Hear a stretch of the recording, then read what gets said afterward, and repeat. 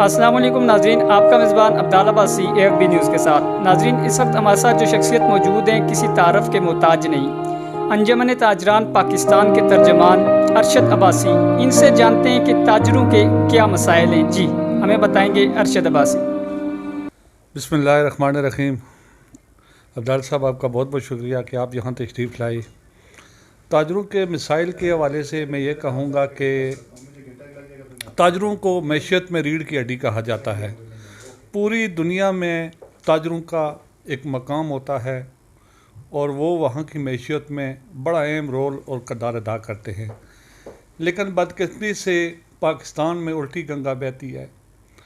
آج دن تک پاکستان کے اندر کسی بھی حکومت نے 70-72 سال ہو گئے ہیں، تاجروں کے مسائل کی طرف کسی نے توجہ نہیں دی۔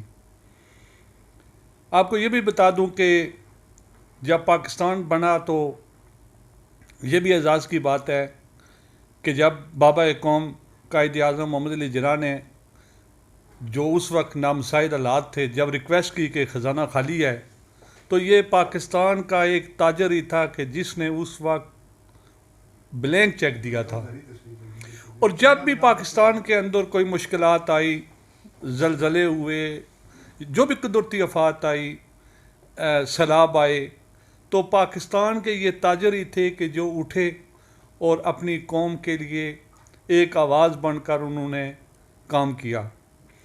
مسائل کے حوالے سے میں آپ سے یہ کہوں گا کہ بہت سارے مسائل میں ہم لوگ گھرے ہوئے ہیں۔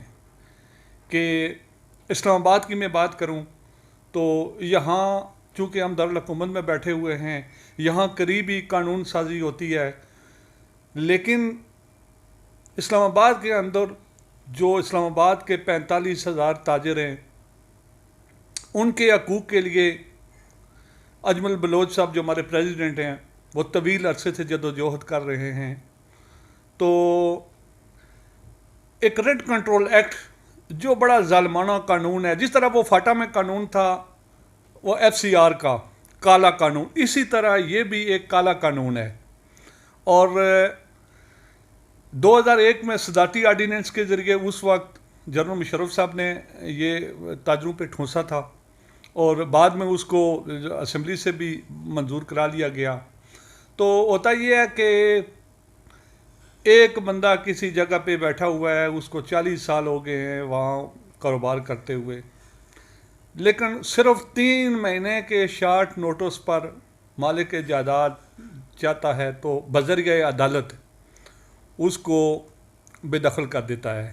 یعنی کہ کرایہ دار کے کوئی حقوق ہی نہیں ہے۔ رینٹ کنٹرول ایکٹ جو ہے، اس میں چونکہ جو مالکان ہیں وہ بڑی پاور میں ہیں اور بیوروکریسی میں بیٹھے ہوئے ہیں، وزیر مشیر ہیں، تو یہ اس قانون کی راہ میں سب سے بڑی رکاوٹ ہیں۔